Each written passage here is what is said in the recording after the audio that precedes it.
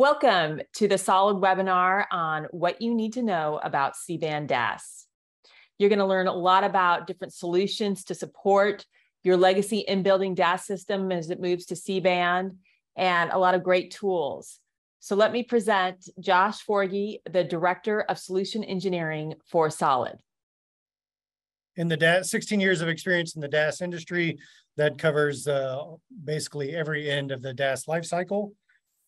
Today, we're going to go a little bit about through who SOLiD is, what the mid-bands are, what in-building DAS design considerations should be looked at, what our system architectures are, and then we'll take some, we'll handle a poll, we'll go through a Q&A. So let's get started. SOLiD was started in 1998. We're based out of South Korea. We have had experience with 4G TDD DAS since 2006 and 5G TDD C-band DAS since 2019. We have a very robust R&D department covering DAS, ORAN, 5G repeaters, WDM optical solutions, and IoT applications. We have customers in 20 plus countries with offices and headquarters around the globe. So talking about the mid-bands, for the purposes of this presentation, our mid-band, we're going to cover from 1900 from PCS to C-band, so 1930 all the way up to 3980. That's going to include CBRS. So these are all the commercial wireless and CBRS bands from PCS all the way up to C-band. So what is C-band? Well, C-band was part of the Auction 107.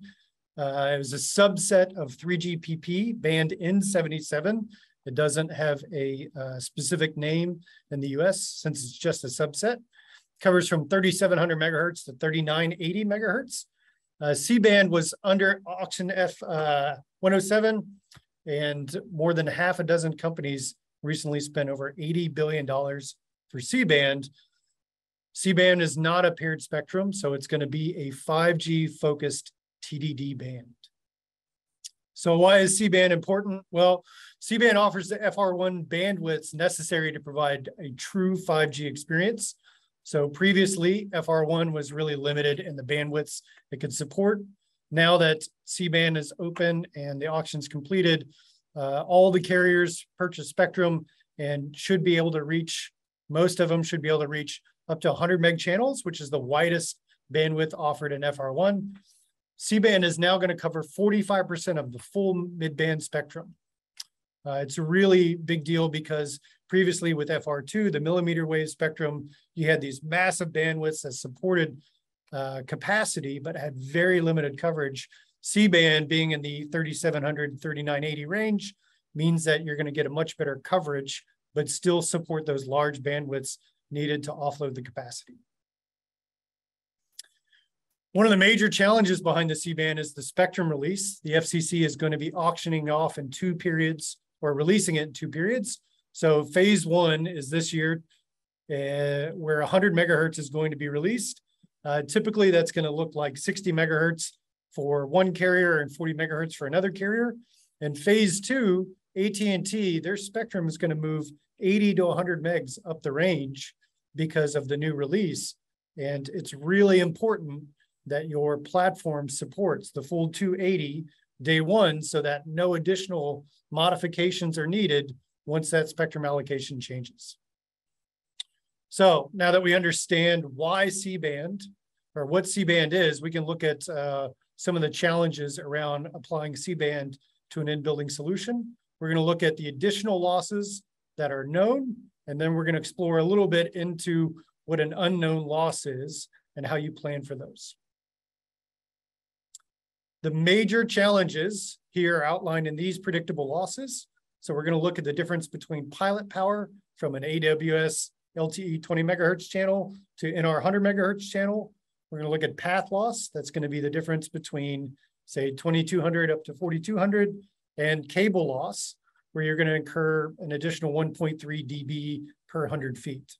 Pilot power, you're typically going to see about a 4 dB difference between LTE at 20 megahertz and NR at 100 megahertz. Path loss, 6 dB, so half your coverage. So just in our known losses, we're going to see about a 10 dB difference. Looking at these in a little closer detail, we're going to break up our pilot into two frames. We're going to look at technology, and then we'll look at channel. So NR being more spectrally efficient means you have it more back off in NR compared to LTE, which is going to account for about a 4% increase in coverage, or 0.25 dB in LTE compared to NR. What we're showing here is a popular modeling software where we're just representing various ranges. On the left, we have LTE, 20 megahertz. On the right, we have NR at 20 megahertz, both at the same frequency. So we're only looking at the technology differences, and you're seeing that small difference in overall coverage. Looking at the channel, so we're looking here at C-band at 20 megahertz and C-band at 100 megahertz, both using NR technologies. What we're going to see is about a 4.1 dB difference in coverage, because your C-band is going to be at one numerology at 20 megahertz. It'll be at a separate numerology at 100 megahertz. And we're going to have about a 40% change in overall power in terms of overall coverage here. If we look at our frequency, popular modeling software, if you don't choose a channel, put you at the top of the range. So here we're looking at AWS represented with a center frequency of 2200, C-band with a center frequency of 4200, even though it's outside of the C-band range. IB wave will represent it at the top of the N77, which is going to be 4200. We're going to see a 6 dB difference in these. And here we're seeing that a little bit at our neg 90 on this side, and it's represented just over neg 95 on the right-hand side showing C-band. So overall, 6 dB difference in frequency due to path loss. So looking at those predictable losses, now we come to the most variable, which is going to be the environment that you install it in. So for that environment, we look at it and we call it clutter. Here we're looking at a standard office building. And what we're seeing is that the clutter is much more destructive to the propagation compared to AWS or even BRS. So a standard office clutter is going to reduce C-band coverage by about 60% per antenna. So here we're showing over 1,000 square feet at AWS 20 megahertz and just about 270 square feet on C-band at 20 megahertz.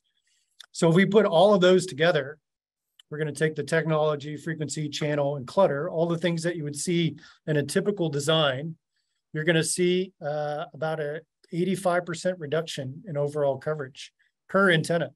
So over 1,000 square feet here at AWS 20 megahertz, about 150 square feet at C-band 100 megahertz per antenna. Well, looking at all those losses, we're going to see that you need about 10 dB higher EIRP for C-band compared to your sub-3 solution. So we'll talk about SOLiD solutions. What we have are two solutions. We have 24 dBm fiber to the antenna remote optical unit and a 43 dBm high power remote optical unit. Both of these use an existing Alliance IBIU head-end equipment. So no brand new head-end equipment, something you're already familiar with. We support SISO or 2x2 MIMO on a single fiber strand. And the DAS will support the full 280 megahertz on each remote. And we have the ability to mix and match each remote type on the same platform. So you can get high power and low power, because not every problem needs nothing but high power or nothing but low power. Looking at our architecture, we're going to have two main differences. We're going to have a shared infrastructure where sub-3 and C-band can be shared on the same fiber layer.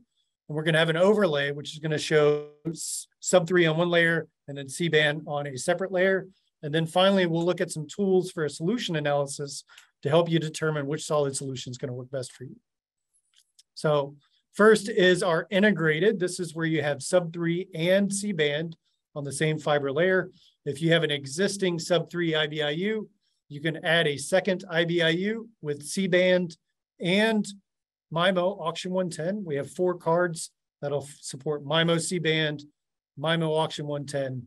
Those can connect to the existing IBIU with an SCDU, and that will carry out to our new eHub with CWDM on a single strand of fiber. We'll feed additional remotes, so you'll feed your 4040. That's our MIMO C-band EROU.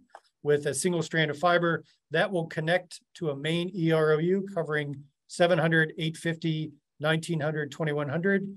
On the downlink, it'll be an optical connection. On the uplink, the add-on will be supported with a QMA jumper that's included when you purchase. And here we're going to get MIMO C-band and a SISO layer of sub-3 covering from 700 to 2100, all on a single strand of fiber. In every other scenario, what you're going to be doing is you're going to be installing a separate layer. So here we have C-band as a separate layer. We're going to be feeding our new CWDM hub. And there's two approaches to this.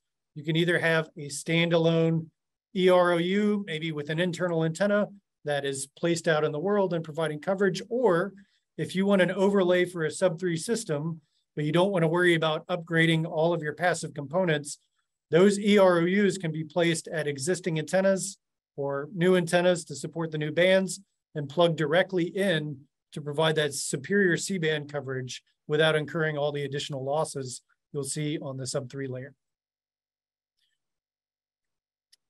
For the high power, what we're showing here is you have a single SISO layer of sub-3 feeding an existing high power remote. You have a new layer of C-band with Auction 110 MIMO supported on a single strand of fiber out to our high power remote. Those get diplexed together. There's various options on the market. And now you have C-band and all the sub-3 frequencies shared on the same passive layer. For our remote, we do have different options, whether Auction 110 is being combined with C-band on one stream and then separate on the other stream. Or if you want, there are options where Auction 110 and C-band each will have their own ports on the bottom per path, so up to 4 total, depending on what you're trying to achieve. The 20-watt remote is future compatible, so we have 2 slots for C-band and 2 slots for that future Auction 110, 3450 to 3550 band. So for a solution analysis, we put together a coverage calculator that's going to look at our predictable losses, which we talked about. These are things like the power share application, the cable type, the splitter loss, various antenna gains, and then your overall compliance, so that you can see a relative coverage difference between your existing sub-3 layer and then the new C-band. So let me see if I can share my screen here. We're going to go to this Excel calculator where we have it populated, but we can start over from scratch here. So what we have here is an existing center frequency of AWS. We're going to do a 20 meg channel and assume a 33.33%. We'll say we have a SOLiD N2ROU, which is a 2-watt remote optical unit using HL4RPV cable at roughly 125 feet, 17 dB of splitter loss, 8 dB of antenna gain, and neg 95 RSRP compliance. Says that we're going to provide a radius, a free space path loss radius of 100 meters. If we want to do the same for BRS, we could say this is 2600. So we're using the N2 at 100% power. We're going through the same passive network, slightly higher on the splitter losses, slightly higher on the antenna gain, same compliance. And here we already see that we're going to see a little bit of coverage difference. We have our coverage rings here and then represented as a bar graph here on the right. So let's look at our high power. So we know we have 2 watt here. We're going to say we're at 3800 for a center frequency. We're using NR 100 meg channel. We're doing what's called a bandwidth proportional power share. So we're saying that 100 megs of the 280 meg potential is 35.71%. Going through the same passive network, we're assuming we're combining roughly the same on splitter loss. Maybe we could say another half a dB incurred through the diplexer, slightly higher on the antenna gain, but the same compliance. We can see here with, if we look at our total composite here, 14.7 on 2100 compared to 23.63, about 10 dB. We can see that we're going to get close to the same coverage.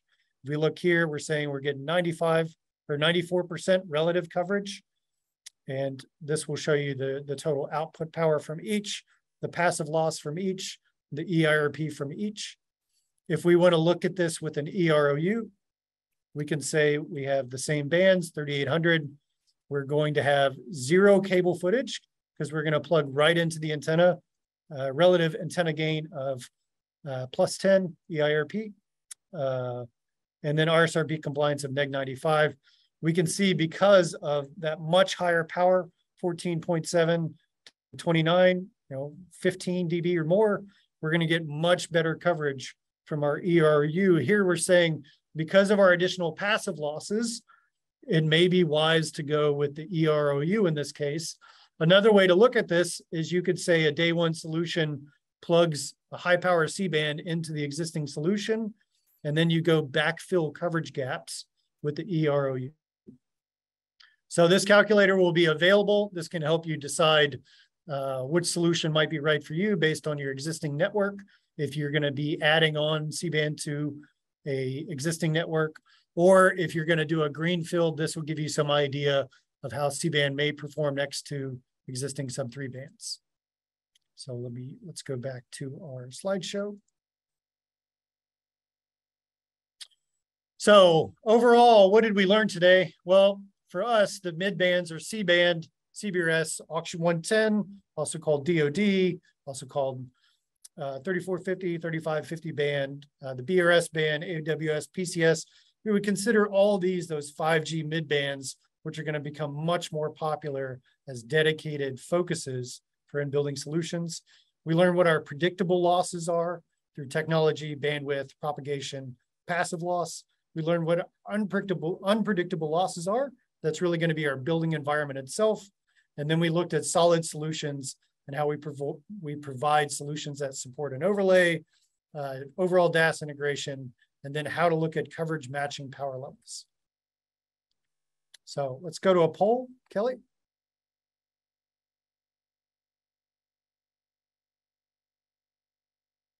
Okay, so well, on your screen, you should see a C-band poll. We're going to say number one is, are you or your company planning to deploy in-building C-band solutions?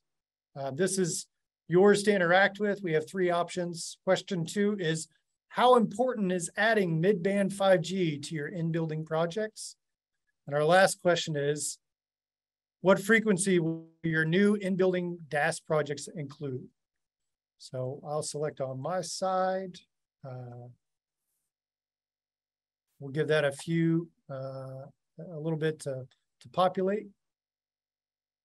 And hopefully we see some results here from the poll.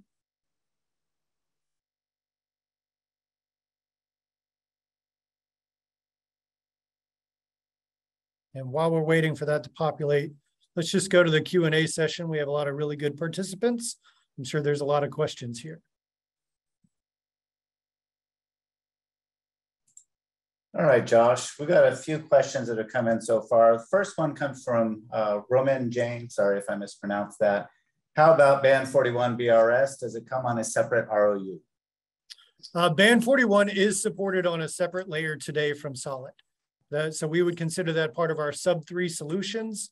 And we have full band 41 supported on all of our solutions, our existing fiber to the edge, our 2 watt, 5 watt, our existing 20 watt, and then our multi-power ROU, which supports both 5 watt at low band and 20 watt at high band. So it would be a separate layer today. All right. Next question from Jonathan Kahn.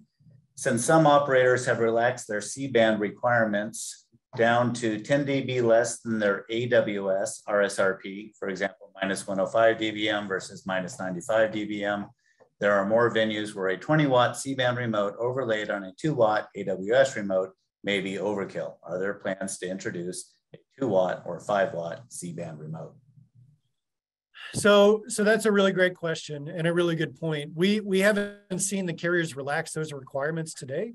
Neg 95, we've seen mostly especially for overlays, maybe down to neg 100. I haven't seen the full 10 dB. Of course, if you lower your compliance, your overall coverage would change. You get much further, so you're correct in that sense. Maybe they realize that the macro interference isn't something they have to worry about, so that would change. Today we have the 20 watt and the quarter watt, but who's to say that we don't see something different? Right now, the solutions are the 1/4 watt and the 20 watt though. If we see the industry move towards that, it may be something we'll explore. This is a really good point. All right, a question from Carmelo Garriga. How susceptible is C-band to PIM? Well, that's another really good question. So what you're talking about is introduction of 280 new frequencies, fundamentals. It is a TDD band, so within its own band, it's unlikely from its own source that you'll see PIM, because PIM is related to your downlink frequencies. When you go to your uplink, you're going to be cutting your downlink signals and you're in listen-only mode. It's really just as susceptible as any other band, maybe more so because the bandwidths are so large. So now instead of looking at just 20 megahertz potential interference, you're looking at a full spectrum of 100 megahertz of interference. This may be another reason why we don't see the compliance levels drop all the way down to neg 100 or neg 105, because those PIM levels may be living in that area, in that neg 105, neg 100 area. So right now, because it's TDD and because it's a non-standalone typically, it's probably not something we're going to see right away, but it's, especially once we go to standalone networks, it'll be just as big a deal in R, if not more, because the bandwidths are larger than it is today. All right, great. We've got 2 questions from Tim Kirstein. First one, and I think we had some people join late from LinkedIn, so you might have just missed this earlier in the call, but what is the EROU? So that's a great question. The EROU is our Edge Remote Optical Unit. It's a small fiber to the antenna type remote. It is about 8.5 by 8.5 inches, maybe 3-4 inches deep. It's very attractive in many office applications, and it's really great for the customer because it looks very much like a Wi-Fi AP they're used to seeing, instead of these large, unsightly remotes hiding in closets. You get your coverage all the way out to the user in a very small, attractive package. That's a great question. And the second question from Tim was, and if this is outside of the scope and you want to punt on it, Josh, that's fine, but what is the difference between DAS and small cells? Yeah, we could cover it briefly. A DAS is just a transport layer, so it needs a signal source. Small cell is an integrated source. There's different ways to handle that, but a small cell is standalone, connected directly to a RAN. A DAS lives outside of the RAN until you feed it with a RAN signal source. Next question is from Reem Kudan. Can we combine the 20 watt ROU and the EROU on the same sector? Yeah, that's a really good question. Yes, our topology fully supports it. In fact, it's a really good application to quickly deploy C-band over an existing sub-3 layer. If you have an existing network that you want to add C-band, you can go get the high power remotes, plug it in the existing passive network, and you kind of live with this. You get what you get from that, and then you can go back and backfill those coverage gaps with EROUs with very targeted deployments. So absolutely, yes, you can mix and match remotes as you see fit. All right, next question from Farhan Ali. Why does Verizon utilize most of the C-band bandwidth as compared to AT&T and T-Mobile? Well, why? Because they shelled out the big bucks for all the spectrum. More bandwidth equals more speed, equals more capacity. For Verizon, their highest frequency at the time being 2100, their bandwidths were really limited.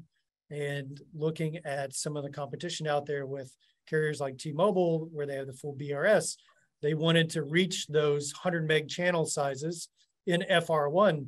So they really spent big at the auction to get the larger bandwidths.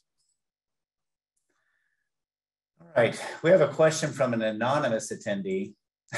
So it has to do with delay. So what is the expected increase in delay when C-band is going through a DAS remote and a passive network? And what does the 5G NR or what do the 5G NR OEMs recommend regarding delay? So this one maybe is a little bit more complicated since there's different ways of accomplishing that. Yeah, so it is a complex question. So you're dealing with a couple of things. First of all, SOLiD is an analog DAS platform, which means we don't digitize the signal, which means that our latency is very low compared to digital platforms for things like C-band or really any TDD spectrum. So our overall impact is in 4 microseconds or so, just because the nature of our system is analog. We have very low latency. Overall, the timing for 5G, it really depends on how the radio is set up. You still have a timing window, and that can slide based on your settings. It's really outside the scope of this discussion. The takeaway is we're an analog platform. You're typically going to see about 4 to 6 microseconds of delay through our system versus 10 to 15 or higher on a digital platform. Yeah, I think that's good. Another question from Roman. How many frequency bands are supported on one fiber strand? I think we have a few different answers to that. Yeah, so for the C-band by itself, what you're looking at is C-band MIMO and auction 110 MIMO on our high power remote. So that's 280 times 2 plus 100 times 2, which is what, 945, somewhere around there. Yeah. If we look at the C-band MIMO with our 700, 850, 1900, 2100 EROU, well, there you've got 560 plus the extra 400 or so, 300 or so.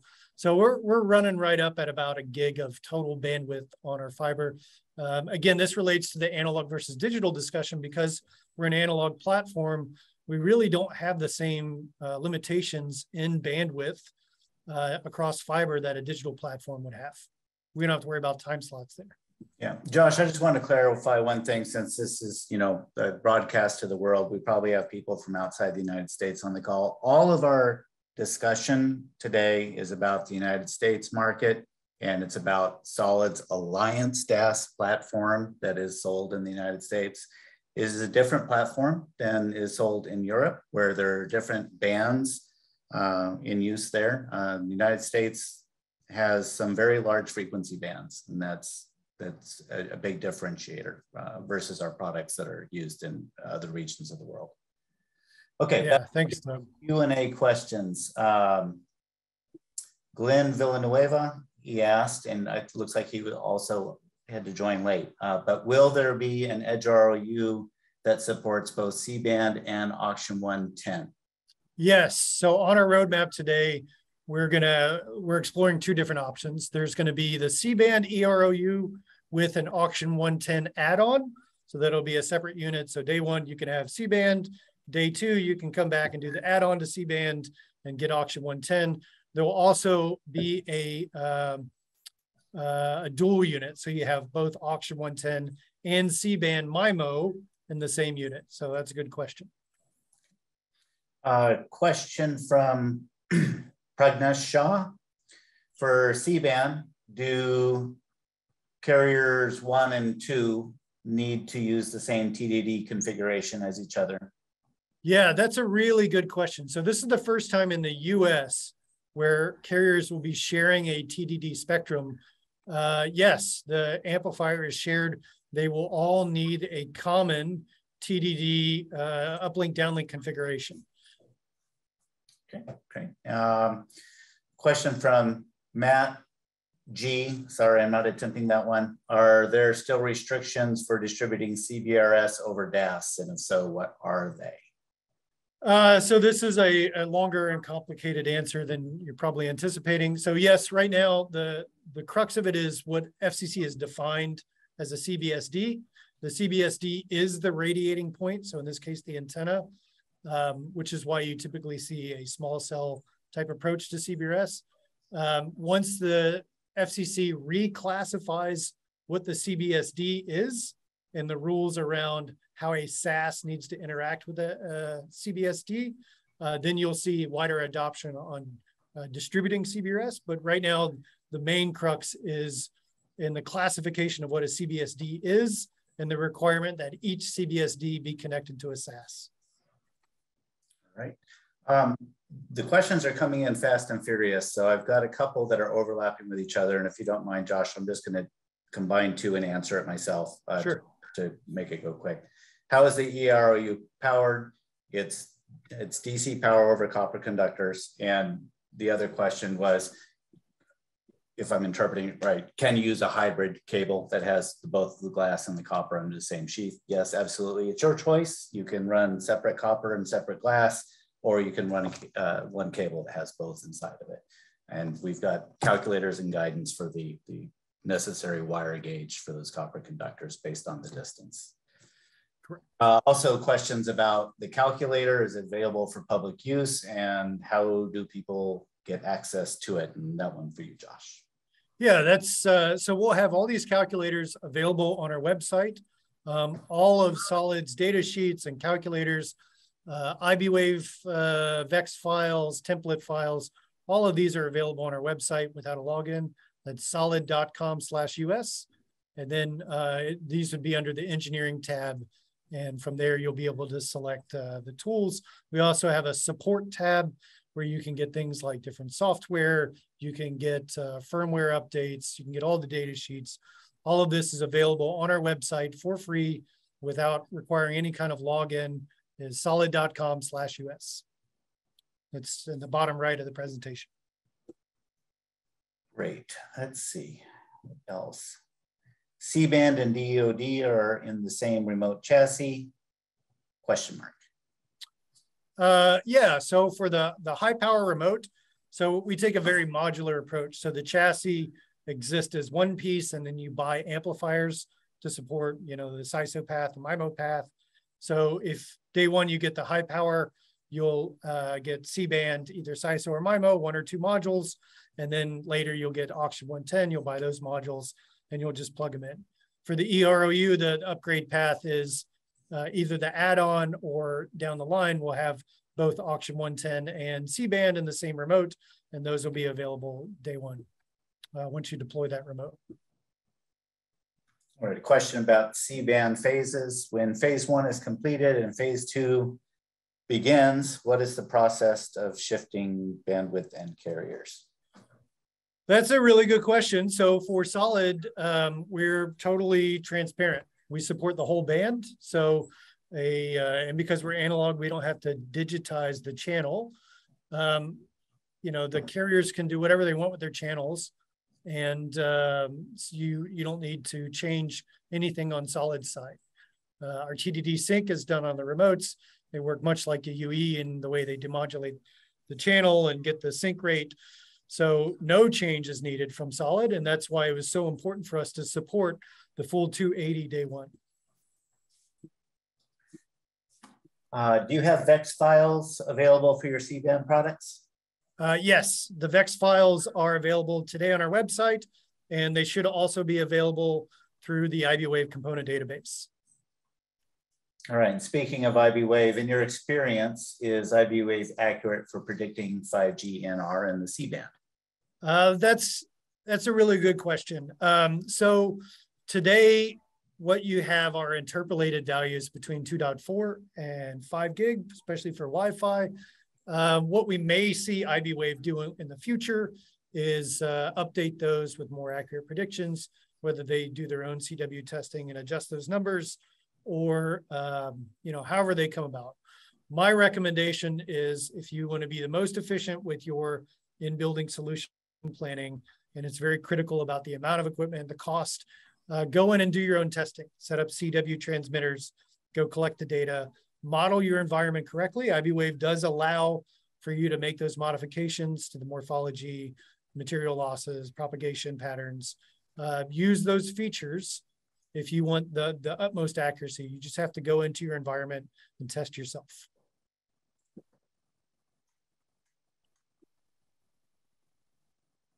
Okay. What is the C-band power expected at the input of the DAS?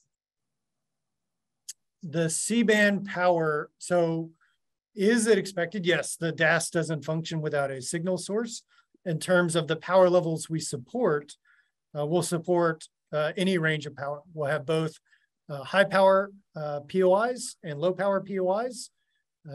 Because of our modularity, you know, we have those kinds of configuration options. What I would encourage, if you're looking at a solution, reach out to the SOLiD team. We have a great group of solutions engineers that can help you find the right solution for your problem. All right. That is it for the questions. We do have results from the poll. So what we're seeing, I can just read them out. The three options for the first question: are you or your company planning to deploy in building C-band solutions? We had 33% say already deploying, 57% say planning within the year, and then 10% said no plans. For question number 2, how important is adding mid-band 5G to your in-building projects? 58% said very important.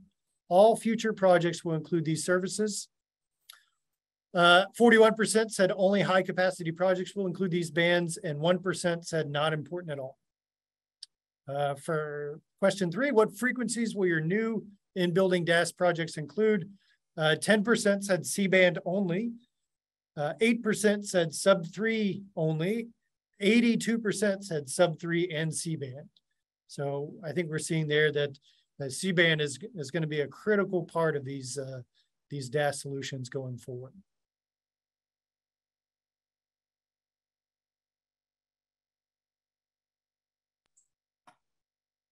All right. Well, Josh, thanks so much for taking the time to discuss all this with us. I think we're at the end of the webinar. Thank you to everyone who dialed in and attended. We'll put a recorded version of this on our website, and we'll link it on LinkedIn for those who weren't able. Great. Thank you, everyone.